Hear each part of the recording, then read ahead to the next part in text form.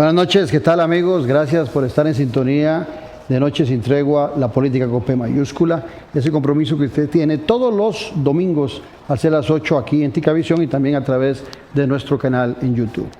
Hoy hemos invitado para hablar de diversos temas en relación a la libertad de expresión, a la libertad de prensa, a nuestro programa, a una reconocida periodista. Hablo de la señora Vilma Ibarra Mata, quien es también, además de eso, de periodista, directora del reconocido programa de radio Hablando Claro. Vilma, muchas gracias por aceptar nuestra invitación aquí a Noche sin Tregua. Gracias, Claudio. Muy buenas noches y muy buenas noches a todas las personas que nos acompañan este domingo. Estoy seguro que va a ser un programa más que interesante. Vamos a un corte y ya regresamos.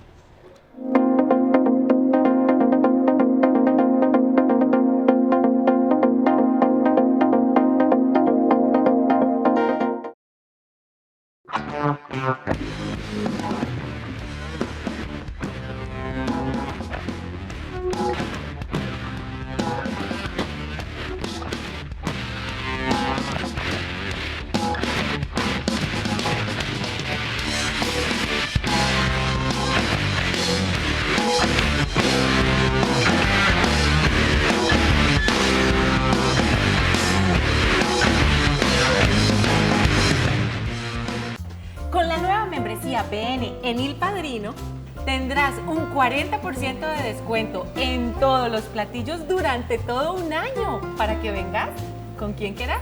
Baja el app Il Padrino y obtener tu membresía BN.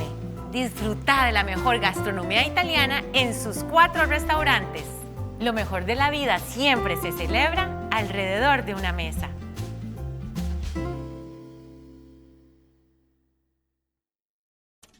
Con los temas de la política, sociedad y economía de Costa Rica y el mundo. Café y Palabras. Lo que hay que escuchar del acontecer nacional con el politólogo Claudio Alpizar Otoya. Café y Palabras, porque la política sí importa. Escuche Café y Palabras de lunes a viernes a las 9 de la mañana en Radio Actual 107.1. Café y Palabras.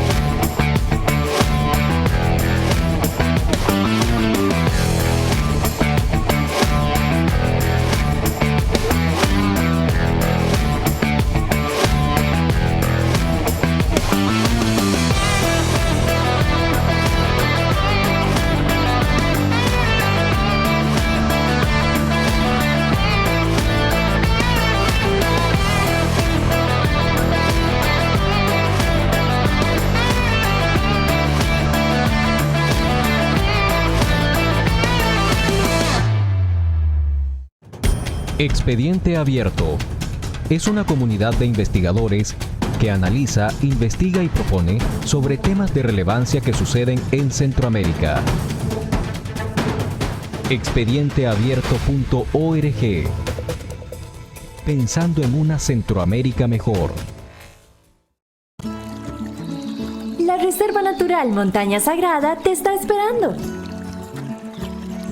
Para capturar momentos memorables de la naturaleza, respirando el aire puro de la montaña. Te ofrecemos el tour Caminata Diurna y la impresionante vista a Pozo Verde.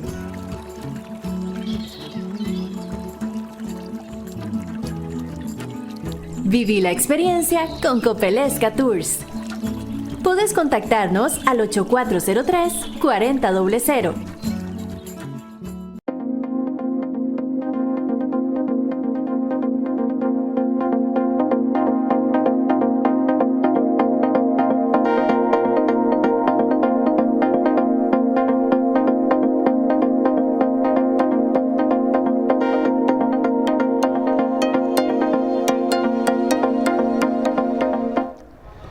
Gracias por continuar en nuestra sintonía y le damos de una vez inicio a nuestro programa. ¿Cuántos años, Vilma Ibarra, de periodismo? 40. 4 décadas. 40 en marzo cumplí. Sí, sí, señor. En el periodismo. Casi nada. Y de su programa, Hablando Claro, que es un programa muy reconocido en Radio Nacional, ¿cuánto tiempo? Tengo 2 etapas. Una primera que hice en la Colega Radio Monumental por 3 años y medio, del 95 al 98, fue mi primer empeño. Y luego me retiré para hacer tareas de periodismo institucional. En el Ministerio de Relaciones Exteriores. Ministerio de Relaciones si no me equivoco, Exteriores, 4 años fui directora de comunicación. Y después estuve 4 años como gerente de relaciones corporativas de la revisión técnica vehicular, es decir, me fui 8 años del ejercicio del periodismo activo, de trinchera, y regresé en febrero del 2007 para hacer Hablando Claro en esta segunda y larga fase ya de 16 años y medio. Es decir, tengo 20 años Hablando Claro entre mis 2 momentos y ya pues es hora de considerar qué es lo que hay que ir haciendo, porque la vida va avanzando y hay que tomar decisiones, pero claro, siempre que hablo de eso... Esa decisión suena como un retiro. Sí. No, claro, que por supuesto que una de las cosas más difíciles que hace una persona en activo, trabajando toda su vida, es decidir cuándo es su momento de retiro, cuándo va a disfrutar, si es que puede y cuenta con salud, de su jubilación y de hacer, digamos, más al aire, otras actividades, disfrutar más de la familia, de los amigos, del propio tiempo, y esa es una decisión muy difícil de tomar, que yo he venido mascullando desde hace mucho tiempo, pero creo que no es el momento todavía para hacerlo, pero sí, más cerca en el horizonte está hoy que nunca, porque 40 años, déjeme decirle, don Claudio, que es mucha agua bajo el puente. Por cierto, me llamó la atención cuando investigaba un poco sobre su vida profesional, que empezó como periodista deportiva. Sí. Esos eran sus inicios en el periodismo. Sí, en realidad tuve el privilegio de trabajar con José Luis Ortiz y Javier Rojas González en un momento donde aquello era muy disruptivo, esto de mujeres en el deporte. Hoy es de lo más normal del mundo y eso me hace sentir muy congratulada de cuánto hemos avanzado en la consecución del acceso igualitario en el ejercicio del periodismo. Cuando yo quise estudiar periodismo, la verdad es que las mujeres hacían mucha crónica social, entonces ya estábamos entrando muchas a formación, pero siempre habían barreras. ¿Y no se arrepiente de haber pasado, haber dejado el periodismo deportivo para pasar al político? Debe haber muchas similitudes. Por las patadas. Muchos juegos, o por los mordiscos. Mucha estrategia, mucha táctica, y realmente a mí me gustó el deporte, pero me atrapó por siempre la política, y por eso después me fui a estudiar la maestría centroamericana de Ciencias Políticas en la Universidad de Costa Rica, y entonces soy periodista y aprendiz perenne de Ciencias Políticas. Pero en buena hora. Y ahora, en este espacio que usted nos dice que está pensando, meditando un retiro, ¿lo venía pensando hace mucho tiempo o se da ante el marco de las circunstancias de lo que pasó recientemente con Casa Presidencial? No, lo venía pensando desde hace mucho tiempo. Voy a confesar algo. Yo pensaba que mi ilusión se concretaría si lograba que el programa cumpliera 15 años en Colombia. Eso ya pasó. Ya estamos en 16 y medio. Entonces... ¿Y no hay tiempo para los 20? Ay, yo creo que no. No, yo creo que no. Yo creo que hay que darle campo a la gente nueva, a la gente joven, pero también creo que este es un momento donde los más grandes tenemos que hacer un ejercicio de resistencia, porque hay mucha gente joven que necesita del empujón de esto. Espero que no sea considerado inmodesto, del empujón de la experiencia, de la determinación y del coraje de seguir haciendo una tarea que siempre fue fácil, pero cada vez lo es menos. Cuando uno se involucra en los temas, y lo digo por experiencia, de la política, uno sabe que es mucho más complicado hacer crítica política que hacer crítica deportiva. Primero porque en política hay muchos sentimientos y hay una hay muchos resentimientos que se pueden generar. ¿Recuerda entrevistas complicadas en esa larga trayectoria de 40 años que puedan haberla marcado? Sí, claro. Como muy complicadas? Unas pueden ser por difícil el entrevistado, o otras por la chispa que se enciende en determinado momento en la conversación. Sí, tengo varias entrevistas que han sido muy complicadas y que me parece que ahora alguna repercusión tienen. Una de mis entrevistas más difíciles, voy a, por lo que veo, hacer varias confesiones hoy, la tuve con el diputado Otto Guevara Gut, que se ha convertido en un enemigo gratuito de esta servidora.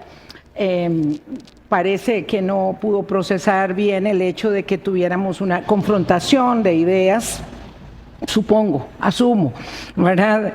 Y ahora, como escudero de gobierno, pues me he ganado sus epítetos y sus falsedades.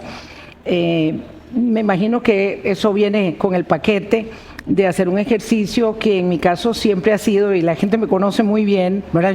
Yo dejo poco a la imaginación, me desnudo muy fácilmente, soy muy vehemente, soy muy apasionada, soy muy aferrada a mis convicciones respecto de la institucionalidad democrática, tengo las mismas banderas desde que hice mi primer Hablando Claro en 1995 hasta hoy.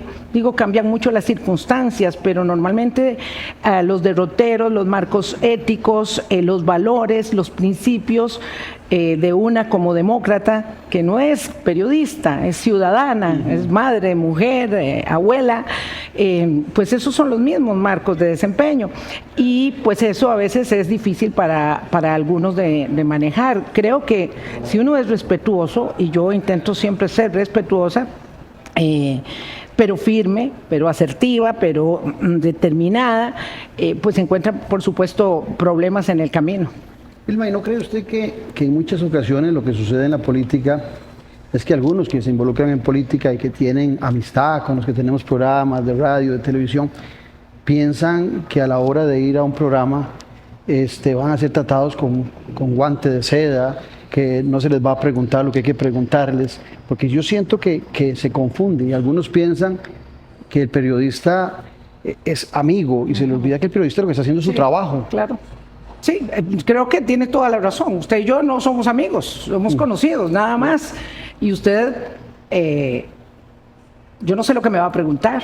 Yo le podría contestar todo o decirle que algunas cosas prefiero no contestárselas. Es decir, yo no vengo pensando que usted me va a hacer un favor, ni mucho menos habiéndole dicho qué es lo que quiere hablar conmigo o de qué nos vamos a poner de acuerdo previamente. A mí me ha pasado históricamente que cuando alguien me pregunta que le mande las preguntas o de qué vamos a hablar, es lo primero que evito yo para no invitarle. Sí, es un poco grosero esto de mándeme las preguntas. Sí, en realidad, bueno, creo que es un oficio que por definición el periodismo informativo y más el de periodismo de opinión, por definición tiene fricciones con el poder, ¿verdad? Normalmente nosotros estamos persiguiendo conocer cosas que muchas personas preferirían mantener ocultas y si no mentir, al menos omitir los detalles, y por eso uno tiene que prepararse para poder anticipar a las omisiones involuntarias o no que el político o el entrevistado intenta derivar en una conversación, pero todo en un juego, digamos, de espada limpio, no con carta marcada. Eso es lo que pretendemos hacer. ¿Dónde se siente mejor? ¿Cuando entrevista o en su lugar? ¿Cuando entrevista o cuando la entrevista? Sí, no, en su lugar. En este lugar es un poco incómodo y tengo un poco de consideración por los que se sientan siempre en la conversación. Ahora, interesante, seguramente por ser usted periodista, yo me siento mejor ahí. ¿Así? Me gusta más. No, bueno, podríamos cambiar en el corte. En algún momento. En otro día. Bueno, lo cierto es que este es un ejercicio, digamos, de tirantez que idealmente se coloca en el respeto, pero evidentemente no, como dicen el periodismo gringo, no en la misma alcoba, no dormimos en la misma alcoba, perseguimos, objetivos diferentes, apuntamos de manera distinta, a veces somos muy incómodos, ¿verdad? Pero las entrevistas no todas son iguales, evidentemente no es lo mismo entrevistar al director del Instituto Meteorológico Nacional que a la ministra de la Presidencia. Sí. Eso es totalmente diferente cuando uno se encuentra con un experto en la materia, de que uno está claro, sabe mucho y uno sabe muy poco, uno siempre sabe menos que el entrevistado. La idea es que el entrevistado no se dé mucha cuenta de ello para poder abordarlo con cierta propiedad, aun cuando se trate de una conversación espontánea, como intentamos hacerlo nosotros en Hablando Claro, que no es un método, un marco riguroso, digamos, inflexible de entrevista informativa, sino más de conversación, como lo hace usted. Yo tengo 10 años de programa de radio y 12 de este programa, y lo que recuerdo cuando las entrevistas son muy duras o muy complicadas, tal vez el televidente que nos está viendo no se imagina eso, pero el momento más difícil es cuando termina el programa. Sí, lo más incómodo. Es lo más incómodo, después de haberle preguntado a uno y haber cuestionado. Cruzando el aire ahí con cuchillo. Sí, algunas veces eso sucede. ¿Cuántas veces entrevistó Vilma Ibarra al actual presidente de la República? Entrevisté a don Rodrigo... ¿Como ministro, como candidato? ¿Tuvo que haber sido varias veces? Sí, 3 veces me parece. 3 o 4, ya no tengo, es que claro, ahora me agregó lo de ministro de Hacienda, me parece que tal vez unas 4 veces podría ser, sí. La primera entrevista me costó mucho, esperé como 3 meses cuando había sido designado ministro de Hacienda, pero por supuesto que era una enorme cordialidad la que había en ese momento entre el ministro de Hacienda y la prensa costarricense, no diría conmigo, sino en general. Pero bueno, las cosas vinieron a menos, por supuesto, a partir ya de los intereses de la pre-campaña y de las revelaciones en torno al Banco Mundial. Eso le iba a preguntar. Yo también tuve la oportunidad de tenerlo también 4 o 5 veces, creo que un par de veces en televisión, 3 veces en televisión y 2 en radio. Cambió su manera o cambió su percepción al momento de entrevistarlo, usted como dama, como mujer, cuando se entera de lo que pasó en el Banco Mundial con el hoy presidente de la República? ¿Se sintió usted indispuesta o se sintió más bien obligada a escarbar? Porque yo recuerdo una conversación que no arrancaba entre el entonces candidato y usted por este tema. Bueno... ¿Qué le decía? ¿Que quiere que le conteste? Dígame que le contesto y le contesto. Algo así le decía el presidente hoy.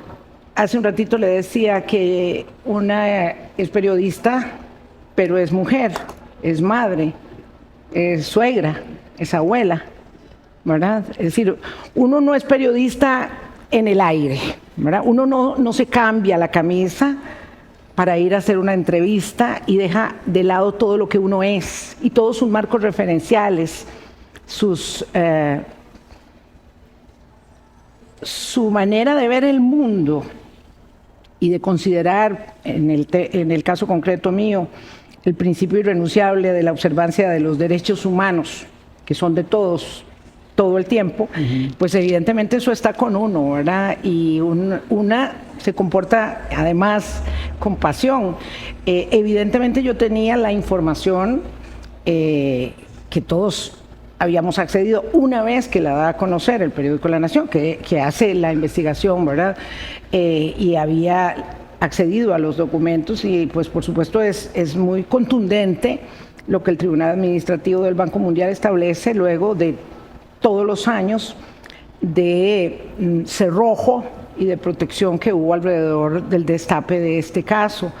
Y me decía una amiga que vive en Washington que en esa capital estadounidense, en el Banco Mundial, se habla siempre de Costa Rica Case y hay un antes y un después en la conducta del organismo financiero internacional. De modo que esto no fue una cosa menor, no era una cosa menor, no era simplemente decir que era un refrito que lo publicara el Wall Street Journal, o sea, eso hay que entender cuál es la dimensión que tiene. Pero bueno, vamos a ver, ese capítulo evidentemente no fue el que llevó a la consideración de los votantes a la segunda ronda de febrero, de abril, perdón, sino lo contrario, fue la convicción de que una figura fuerte podía desempeñar la primera magistratura mucho mejor que una figura desgastada y repudiada como la de don José María Figueres, tristemente. No, le pregunto porque le hacía antes referencia de que siempre lo más complicado después de una entrevista muy dura es lo que no se ve, después de que terminó la entrevista, la despedida, el agradecimiento por haber participado en el programa, lo que sea. Yo recuerdo, y le comento esto, que yo invito al presidente Chávez a mi programa, a este, y él en campaña dice que lo van a acusar de que la campaña sucia ya empezó y que lo van a acusar de acoso. Yo no sabía de qué me hablaba, yo decía, ¿por qué está hablando de eso, verdad? Días posteriores fue cuando salió, entonces aquí fue la primera vez que salió el tema. Pero la pregunta viene por acá. Hubo un momento de molestia al final de esa entrevista entre usted y el presidente, porque trato de buscar, que ahora vamos a entrar en el tema, la otra denuncia que hace el presidente, sin decir su nombre, pero sí mencionando la marca de su programa, en una conferencia de prensa. ¿Quedó algún resentimiento, quedó alguna molestia ahí, posterior a la campaña electoral, que usted pudiera justificar esa conferencia de prensa y esos datos que el presidente da sobre un financiamiento grande de muchos miles de dólares que supuestamente usted administró? Yo nunca me enteré de que hubiera un malestar mayor que el de una fricción de una entrevista en un momento determinado. Y como eso me ha pasado, he tenido entrevistas fuertes, complejas, con muchos políticos durante mucho tiempo. Es que hay que considerar la cantidad de entrevistas que uno puede hacer en 20 años, en un programa matutino, de lunes a viernes. Entonces, esto para mí es el ejercicio habitual. Lo que pasa es que en política hay una frase que yo repito mucho, que es que las facturas no caducan, se pagan a largo plazo y muchas veces a pagos. Claro, lo que respecto de su pregunta puedo decir es que yo no me di cuenta que había quedado un resentimiento tan grande que hiciera de ello una factura para intentar desaparecer mi programa del dial. Eso nunca me imaginé que podía estar ahí, creo que no lo pude advertir, no me imaginé de qué tamaño iba a ser esa circunstancia. Él se fue bastante molesto, ¿verdad?, de esa última entrevista. Había llegado con doña Pilar Cisneros, que había estado sentada durante toda la hora ahí al frente, nada más de compañía. Nos llamó mucho la atención que ella llegara y ella fue la que se despidió de nosotros. Él salió muy enojado. Esa fue la última entrevista. La otra anterior a esa, como candidato, él había estado conversando conmigo, me había llamado amiga y me había hecho algunas observaciones sobre el periódico La Nación y sobre Canal 7 para ver cuáles eran mis opiniones, y yo le dije que prefería que le hiciera las preguntas a doña Pilar Cisneros, que había trabajado en ambos medios y que podía contestarle mejor que yo. Esa fue en la anterior entrevista. Ya en la última, él sí salió bastante molesto. Yo nunca me imaginé que, por supuesto, no podía advertir que don Rodrigo además iba a tener una actitud de enfrentamiento tan severo y tan notorio con los medios de comunicación independientes del país, con lo cual ha logrado un efecto de amedrentamiento, de temor en muchos otros medios que no han tenido la necesidad de esa confrontación para haber recibido claro mensaje de cómo deben comportarse. Entonces, esto, digamos, es bastante inusual. Esto que nos ha pasado, yo diría, es disruptivo e inédito. Muchos ciudadanos parten de la premisa de que quienes estamos en medios y tenemos algún programa, hablamos de conformidad a la pauta. ¿Verdad? Eso se oye mucho, con mucha frecuencia. Debe haber algunos programas que funcionan así, y tal vez por eso lo dicen los ciudadanos. En el caso particular suyo, por cierto, le comento a quienes nos están viendo, porque no vaya a ser que ya mañana algunos saquen sus conclusiones. Esta es la primera vez que usted y yo tenemos una conversación en un programa. Ni en el suyo ni en el mío nunca ha sido usted invitada a Café y Palabras acá, ni yo nunca he estado en el suyo. Entonces, lo digo nada más para aclarar de que en este momento no hay ningún compadre hablado ni nada por el estilo en esa invitación que le hice yo a usted, que nace alrededor de este conflicto que se presenta, preocupado, yo como politólogo, por el tema de la libertad de expresión y la libertad de prensa. Pero partiendo de esa premisa, y cuando el gobierno ha hablado de democratizar la política... La pauta, perdón, sí es cierto, perdón por el error. Cuando se habla de $732,000, que hubo una directora, una periodista de un programa donde hablan claro, palabras más, palabras menos. Sí. Nunca nunca dijo su nombre, ni el presidente ni el ministro de Transportes, pero a los que estamos en el medio nos quedaba claro a quién aludía. Usted me hacía una referencia antes del programa que usted nunca ha trabajado buscando pauta, que usted siempre ha sido asalariada. Eso yo no lo sabía. Sí, la gente también se sorprende de esto. No todas las personas que tenemos espacios, aunque sí la mayoría, de radio o de televisión, gestionamos pautas. Entonces, como a mí esa parte no me gustaba, cuando llegué a Colombia tuve el privilegio de ser empleada de planilla de la emisora, y eso me ha generado una enorme libertad de desempeño y desenvolvimiento.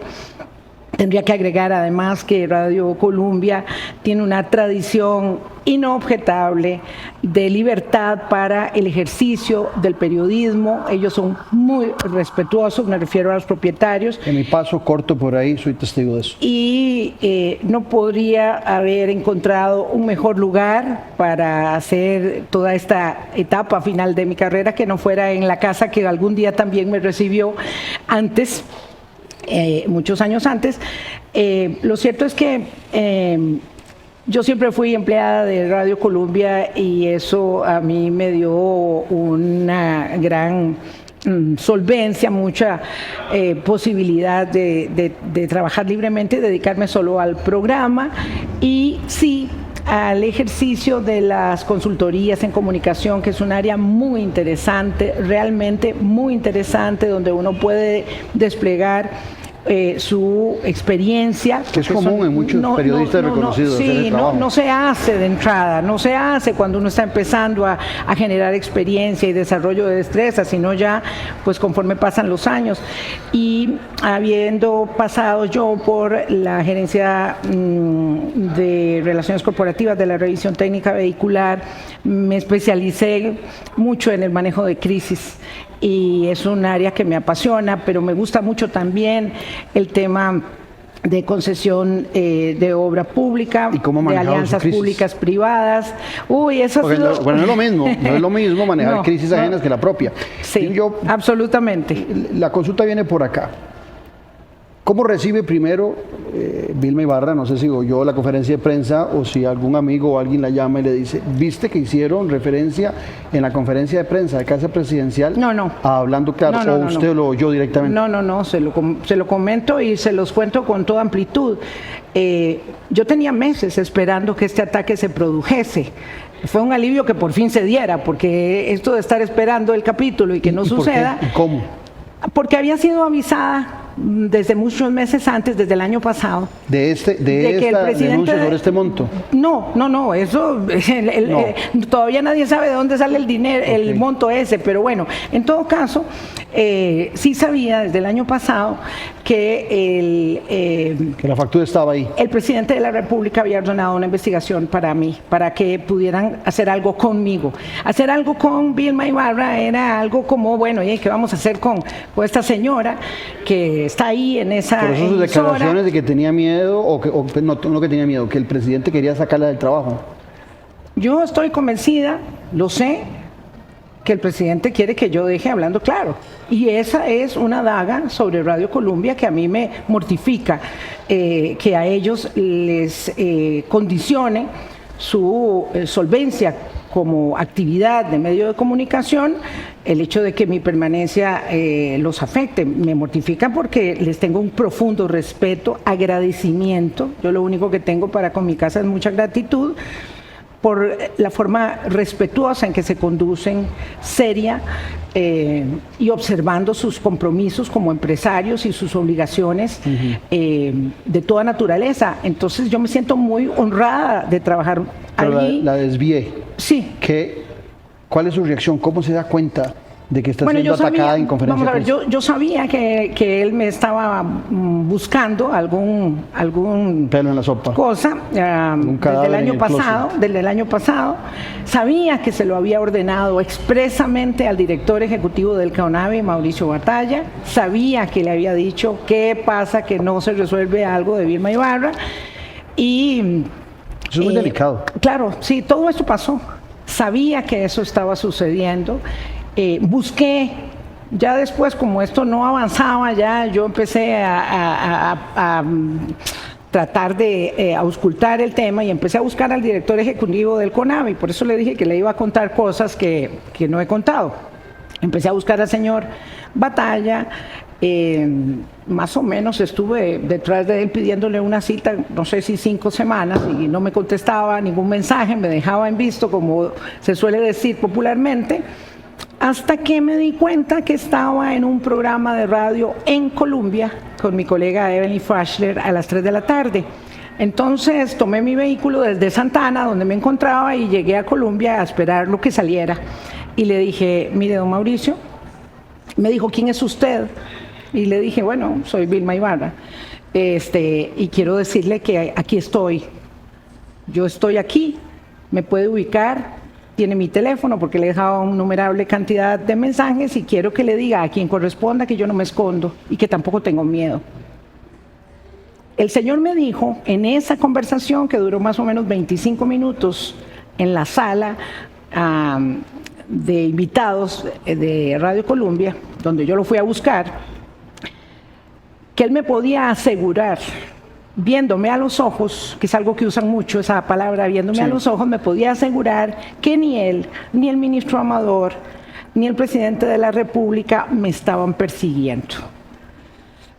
Fue muy interesante la conversación porque yo seguía adelante, dándole pistas de que yo sí sabía que me estaban investigando, y entonces, unos momentos después de que había firmado esto que le digo, me dijo, yo quisiera que usted entendiera que yo soy un funcionario técnico y que realmente pues no estoy muy de acuerdo con este tema de la prensa canalla, y pues una cosa es lo que yo pienso y otra cosa es lo que pensará el presidente de la República, yo ahí no intervengo, con lo cual yo estaba muy segura que el asunto vendría.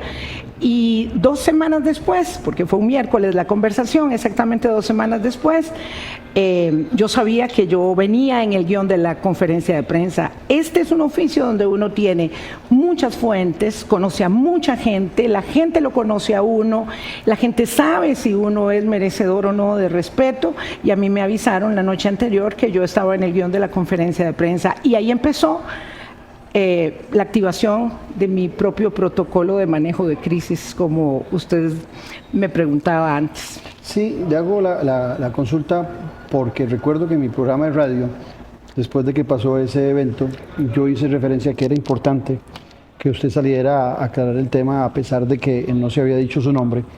Era evidente que si hablaban de Hablando Claro, uno pensaba, eso es como que mañana digan el analista que habla de la política con P mayúscula y yo no me dé por aludido. Es evidente que se refiere a uno en esa conferencia.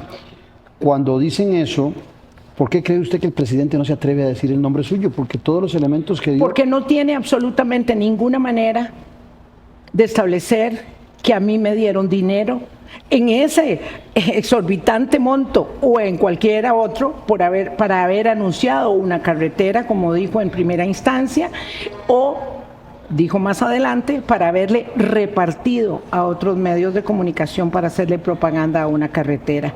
Como no lo puede probar y él transita en la cuerda floja, ¿verdad?, del señalamiento oscuro, indirecto, de todos aquellos que son corruptos versus nosotros, los que somos impolutos, entonces no dice el nombre, pero como le juega una mala pasada, digamos, la animadversión que tiene para con la prensa, acto seguido dice, porque nosotros sí le estamos hablando claro al pueblo de Costa Rica dos veces. Palabras más, palabras menos, dice, señora, y cuídese porque estamos armando el caso. Y además dice, la estamos buscando. Y yo le había dicho a don Mauricio Batalla, a mí no me tienen que buscar porque ustedes saben dónde estoy. Yo se lo había dicho a don Mauricio 15 días antes. Entonces, lo cierto es que tuve que quedarme callada 9 días, que fue lo más difícil del manejo de mi crisis propia, porque yo soy muy vocal y eso me implicó un ejercicio de enorme contención mientras podía establecer con mi abogado qué era lo pertinente, qué era lo que tenía que hacer, dónde teníamos que activar, qué documentos había que solicitar para establecer algo que pudiéramos entender de dónde salía aquello. Hasta que yo había sido invitada antes de que esa conferencia de prensa se diera, había sido invitada al Colegio de Periodistas a un foro, y la única condición que yo había establecido era que si el ministro de Comunicación estaba, yo participaría, repito, antes de la conferencia de prensa. Porque el ministro de Comunicación, Jorge Rodríguez, dice que usted no estaba invitada, que no se lo comunicaron a él. Prácticamente dice que fue a nivel de emboscada. Sí, no es cierto que fuera lo que pasa es que un dicho señala, ¿verdad?, que cada quien juzga por su opinión. Y como ellos están acostumbrados a hacer este tipo de cosas, piensan que todo el mundo actúa de la misma manera.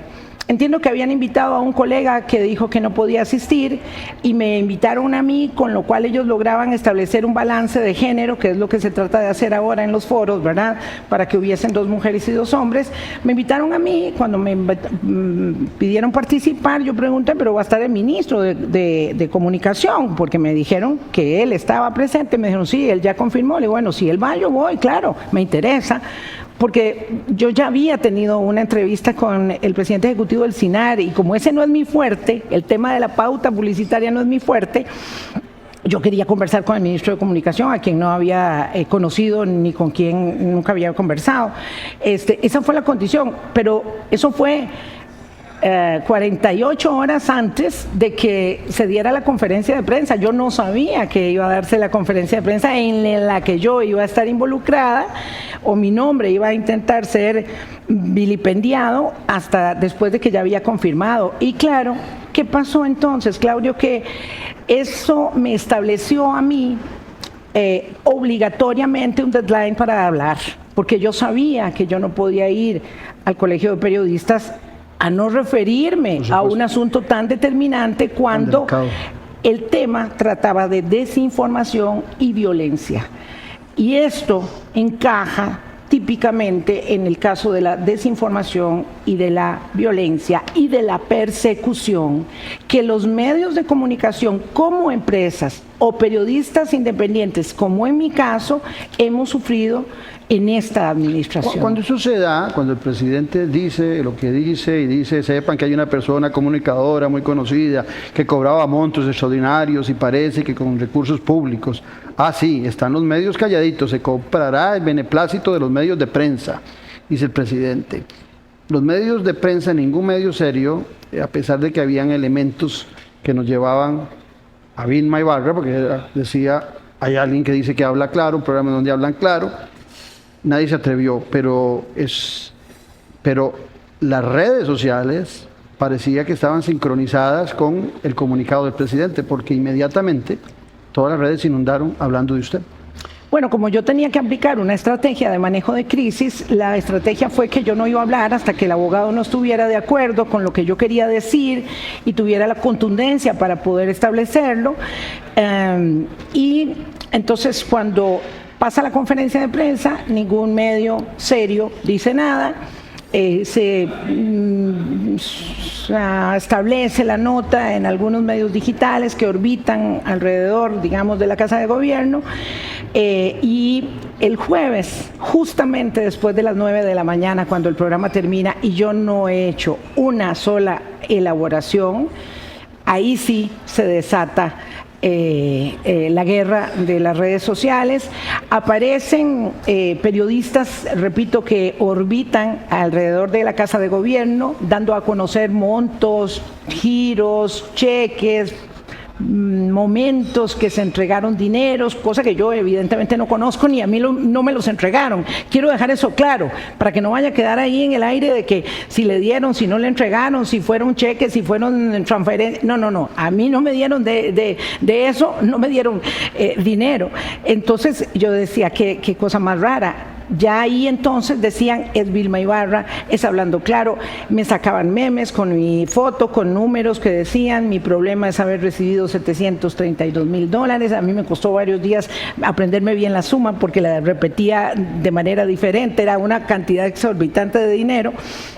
Pero claro, lo más difícil era entonces quedarme callada hasta que pudiera estar en capacidad de decir lo que me tocaba decir. ¿Y ha tenido usted acceso o la ha buscado el Ministerio Público, la ha buscado alguna instancia de la Corte? ¿Conoce que hay alguna denuncia planteada por el presidente y el ministro de Transporte?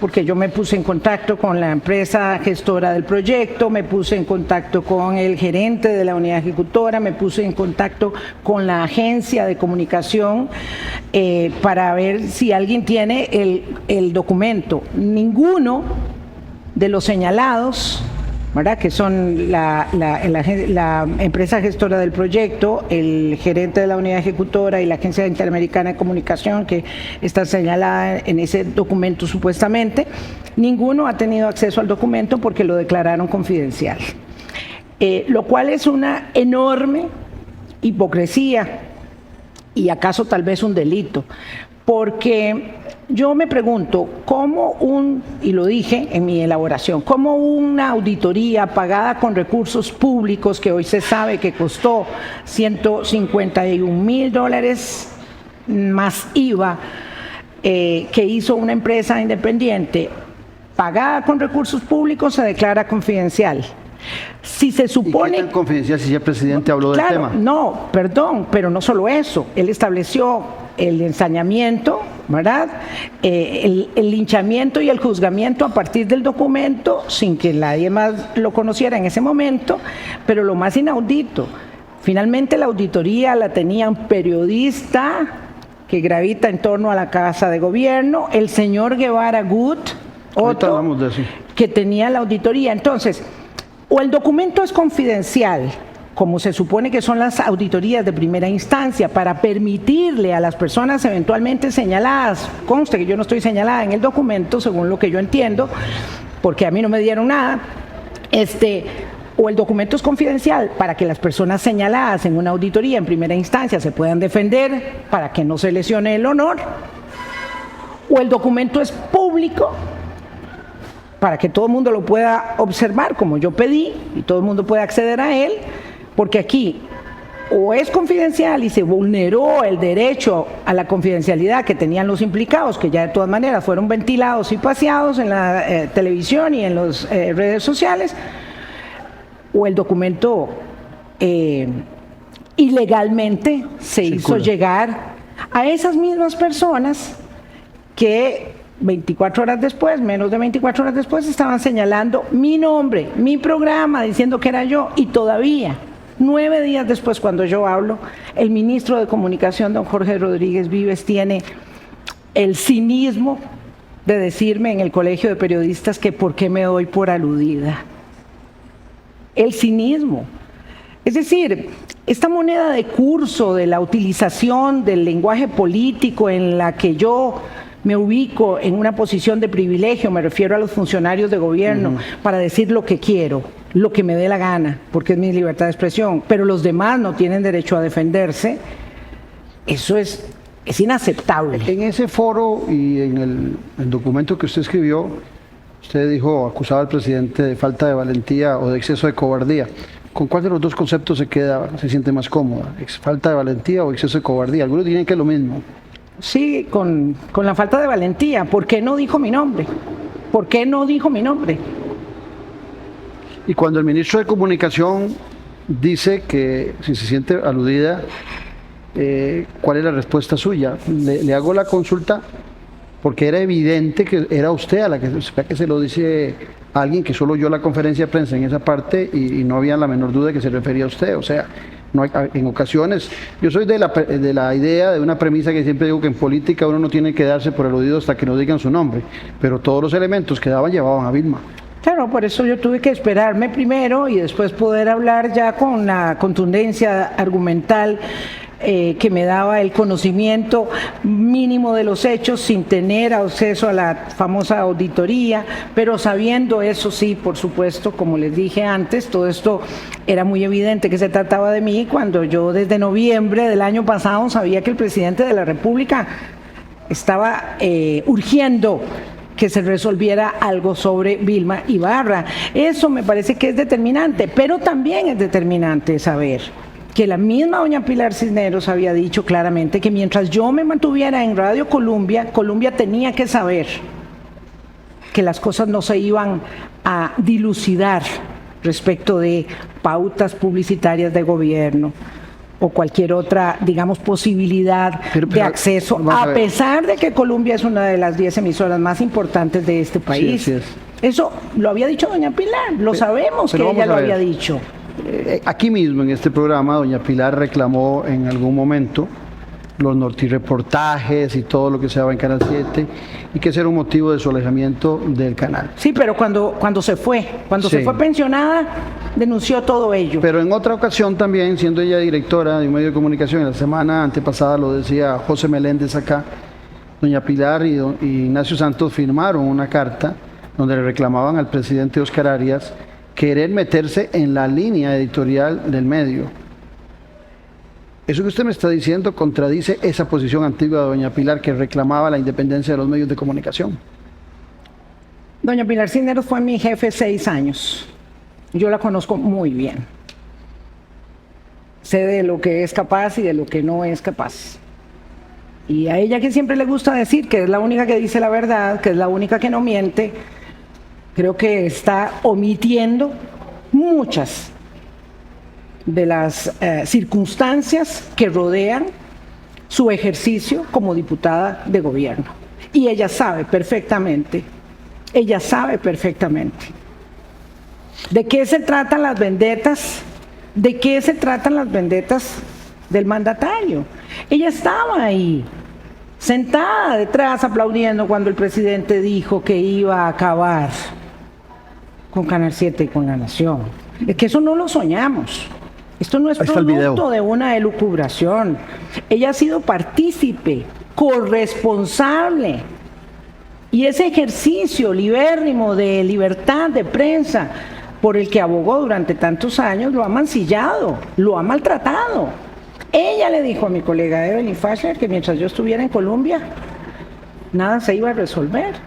Pero ¿cómo es posible? ¿Pero de qué estamos hablando?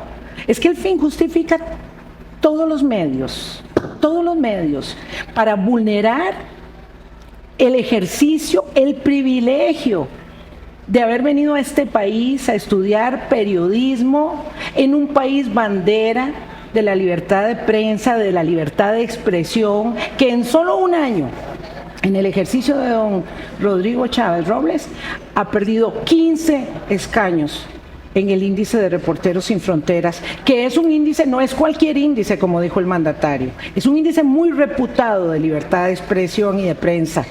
De modo que esa vulneración, ese mancillamiento, también es corresponsabilidad de doña Pilar Cisneros. Usted ha nombrado en 2 ocasiones a Otto Guevara, hoy en el programa.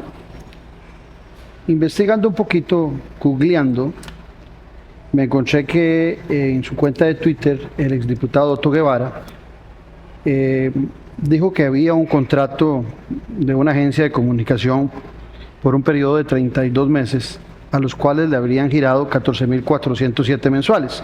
Yo hice la multiplicación de 32 por ese monto y me dio $461,000, no me está llegando a los 732. Pero en ese tweet, Otto Guevara destaca que esa empresa se habría encargado de subcontratar a Vilma Ibarra. ¿La ha contratado usted esa empresa? ¿Le dio servicio a usted a esa empresa? Sí, le he dado servicios a la Agencia Interamericana de Comunicación en los últimos 10 años. Y a otras agencias también, pero en particular a la agencia. Es una de las mejores agencias del país. Okay. Y este monto a que hace referencia a Otto Guevara es al monto que usted es al acceso a la información que usted hacía referencia hace un ratito, de que usted no ha tenido y que muchos no, pero que en algunos medios y en algunos escuderos, como definió usted, Otto Guevara, sí han tenido acceso a esa información. Es que me parece sorprendente que el señor tenga acceso a información que las personas involucradas en una supuesta auditoría, que debe ser un documento muy formal y muy serio, no tengan ese acceso, que se le ha negado a esas personas, a esas empresas, el acceso al documento. Yo entiendo claramente que a mí no me lo van a dar porque yo no estoy citada, no formo parte.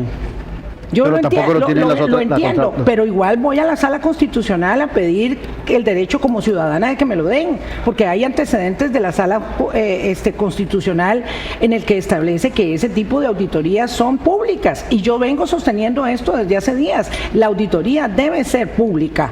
Debe ser pública porque se pagó con recursos públicos. Dejémonos de cosas. ¿Por qué la tiene Otto Guevara y no la tiene la empresa gestora del proyecto, el ex gerente de la unidad ejecutora, la agencia de comunicación? ¿Por qué esas personas jurídicas o físicas involucradas no tienen acceso a un documento que sé que los medios de comunicación también han solicitado al Consejo Nacional de Vialidad?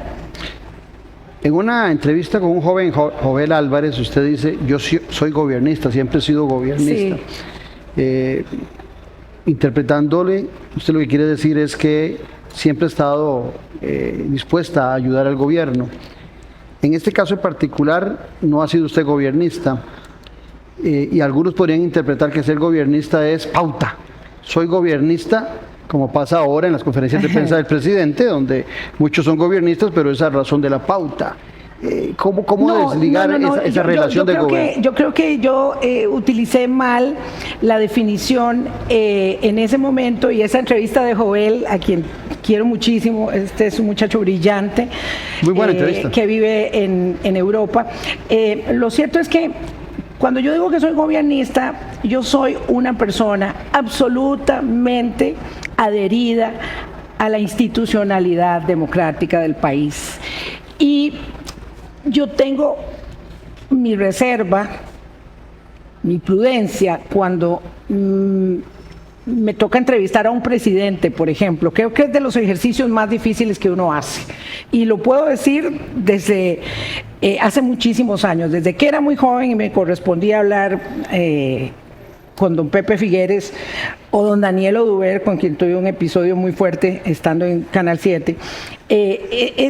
A uno lo conmina mucho la investidura presidencial. Entonces, igual con la majestad del Tribunal Supremo de Elecciones, del Poder Judicial e incluso del primer poder de la República, y digo incluso porque es un poder mucho más vulnerado y mucho más abierto y mucho más venido a menos que cualquier otro, pero yo sí soy muy respetuosa de la institucionalidad, y cuando yo me siento en una circunstancia de digamos de mucha animadversión, de mucho enojo, prefiero no conversar ahí en ese momento. Alguna vez algún presidente me dijo, o algún jefe de prensa: ¿usted quiere una entrevista para el segundo año o para el tercer año? No, muchas gracias, esta vez paso, porque no me siento en la tesitura de la confrontación, y hay muchos espacios, y hay muchos periodistas, y hay muchos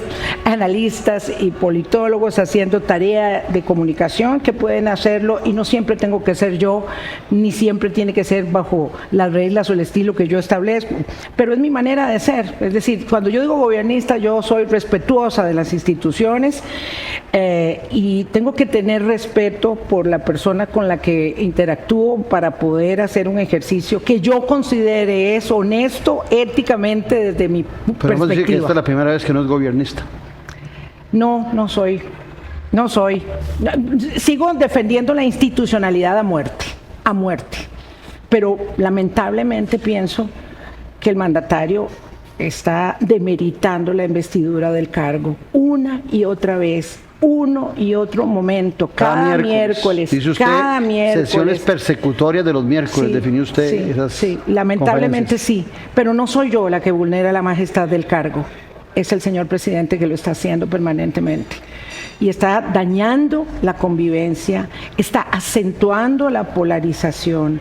Y ese camino, Claudio, y amigas, amigos, ese camino ya lo han transitado otras democracias. Hay que ver lo que pasa en Polonia, hay que ver lo que está pasando en México, hay que ver otros No va a quitar espejos. usted el dedo sobre este tema, digo yo, porque si usted se retira, como dice que tiene hace tiempo analizando el retiro, se podía retirar con esa mancha si no deja aclarado el tema con el presidente de la República y todas las instancias que le hicieron esa acusación. Ah, no, por supuesto que no. No, por supuesto que no. Tampoco, con todo respeto para con don Leonel Baruch, porque cada quien sigue su propia estrategia legal, no me voy a esperar 4 años o 3 años a que don Rodrigo termine su ejercicio. No, esto hay que establecerlo con claridad meridiana, pero es que yo se lo debo a mis hijos, se lo debo a mis nietos, me lo debo a mí misma, me lo merezco yo. Mi credibilidad, mi reputación es algo que para mí es sagrado, y también las personas que todos los días escuchan mi programa o que tienen la paciencia y la consideración de escuchar una hora su programa el día que me invitó. Así que esto debe ser establecido con claridad. Gracias, Vilma. Gracias, Muy amable. Claudio. Gracias a ustedes por habernos acompañado. Los espero en esta cita de todos los domingos que tiene usted con la política con P mayúscula aquí en Noche sin Tregua. Un abrazo y que Dios les acompañe.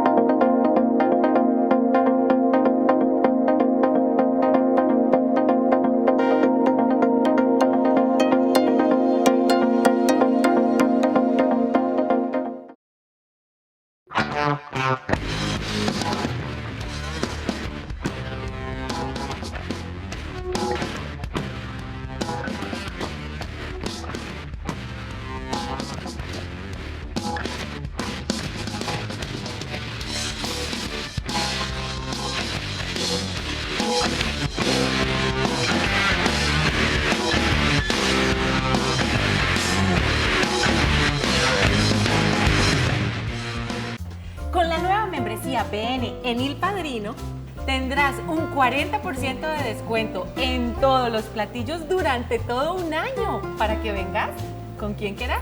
Baja el app Il Padrino y obtener tu membresía PN. Disfruta de la mejor gastronomía italiana en sus 4 restaurantes. Lo mejor de la vida siempre se celebra alrededor de una mesa.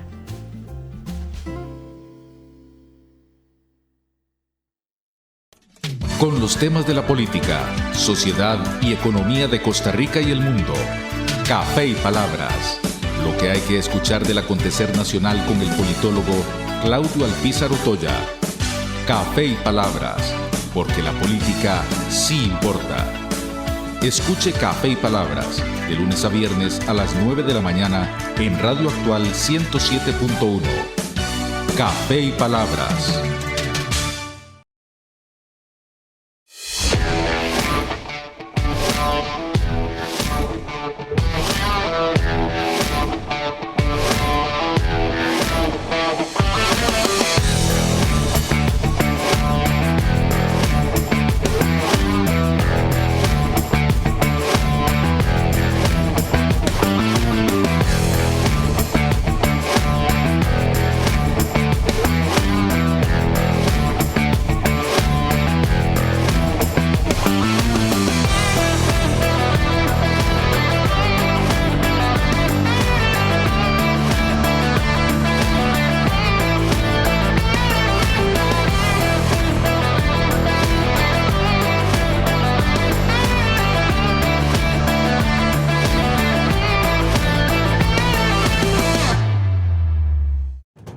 Expediente Abierto es una comunidad de investigadores que analiza, investiga y propone sobre temas de relevancia que suceden en Centroamérica. Expedienteabierto.org. Pensando en una Centroamérica mejor.